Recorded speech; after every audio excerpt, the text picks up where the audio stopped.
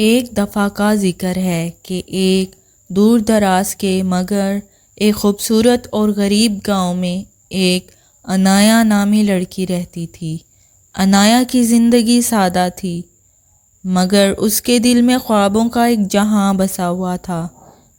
عنایا کے والدین گزر چکے تھے اور وہ اپنی پرانی جھونپڑی میں اکیلی رہتی تھی۔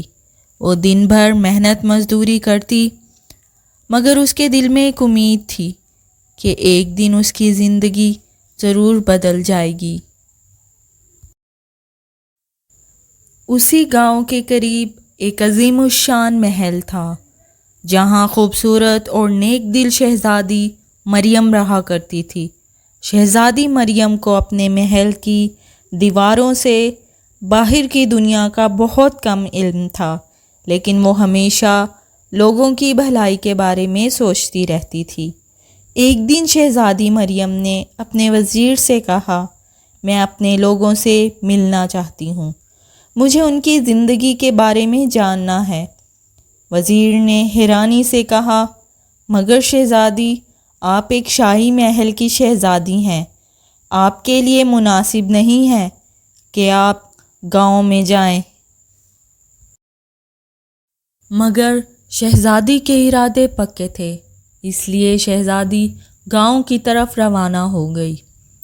جب شہزادی گاؤں پہنچی، وہاں شہزادی نے لوگوں کی سادہ اور محنتی زندگی دیکھی۔ گاؤں میں چلتے چلتے شہزادی عنایا کی جھونپڑی کے پاس آ گئی۔ عنایا اپنی جھونپڑی کے باہر بیٹھی ہوئی تھی اور سوکھی روٹی کھا رہی تھی۔ شہزادی نے جب عنایا کو دیکھا، وہ سکون سے بیٹھی سوکھی روٹی کھا رہی تھی۔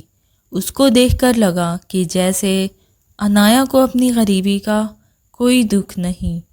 ساتھ ہی شہزادی کو عنایا کی آنکھوں میں امید کی ایک چمک بھی نظر آ رہی تھی، مگر ساتھ ہی عنایا کی غریبی نے شہزادی کا دل افسردہ کر دیا تھا۔ شہزادی نے عنایا سے پوچھا کہ تمہارا کیا نام ہے؟ عنایا نے مسکراتے ہوئے جواب دیا، میرا نام عنایا ہے۔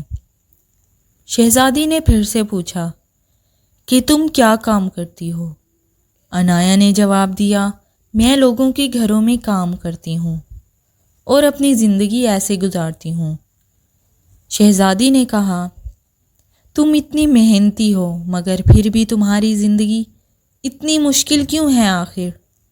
عنایا نے آہستہ سے کہا، میں غریب جو ہوں مگر پھر بھی میرے دل میں ایک امید تو ہے کہ میری زندگی ایک دن ضرور بدل جائے گی۔ شہزادی نے عنایا کی باتیں سنی۔ اس نے محسوس کیا کہ عنایا ایک نیک دل لڑکی ہے۔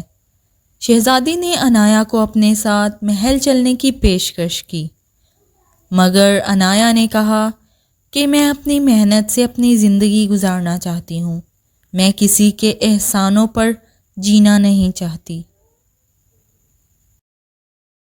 شہزادی نے عنایا کو اپنی بہن جیسا محسوس کیا تھا، کیونکہ شہزادی کی کوئی بہن نہ تھی اور شہزادی عنایا کی باتوں سے بہت متاثر ہوئی تھی۔ پھر شہزادی نے عنایا کو اپنے محل کی خادمہ بننے کی دعوت دی تاکہ عنایا اپنی محنت کر کے عزت کے ساتھ خوشحال زندگی بسر کر سکے۔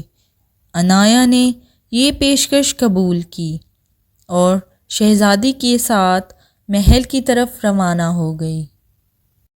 وہاں عنایا دن بھر کام کرتی مگر شام کے وقت شہزادی کے ساتھ بیٹھتی اور باتیں کرتی۔ یوں شہزادی کا دل بھی لگا رہتا اور عنایا کا بھی۔ جلد ہی شہزادی اور عنایا کے درمیان گہری دوستی ہو گئی۔ وقت گزرنے کے ساتھ ساتھ عنایا نے اپنی محنت اور ایمانداری سے شہزادی کے دل میں جگہ بنا لی۔